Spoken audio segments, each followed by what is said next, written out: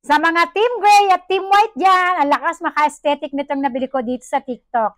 Ito, lagayan to ng toothpaste at toothbrush para iwas sa ipis at mga insekto. Pwede rin naman itong paglagyan ng mga kutsara tinidor. Pakita ko sa inyo.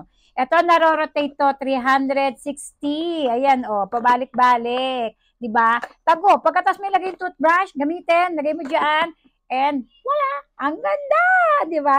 Eto naman, nabili ko rin, kaka-unboxing ko lang din. Ang ganda, lagayan naman to ng pwedeng shampoo, ng sabon, ng hand soap. Tapos may kasama pa siyang, tada!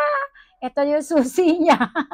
Para kung may bata sa bahay niyo, hindi niya to mabubuksan. Dito siya bubuksan, mayroon siyang butas dyan.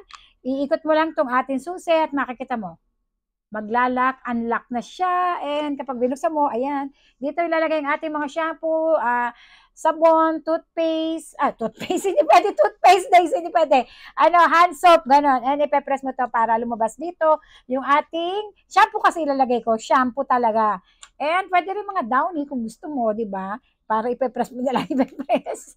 Depende sa iyong kagustuhan. Basta ako shampoo ang ilalagay ko kasi nga, nung nakita ko to, ay naku, napaka-social niyang tingnan. May ibang kulay nito, ayan o, 'di ba? Unboxing, kabago-bago lang eh, mami. Sa mga mima, sa mga team puti at team gray, ang lakas maka-aesthetic ng dalawang to. Mima, ang ganda niya sa personal.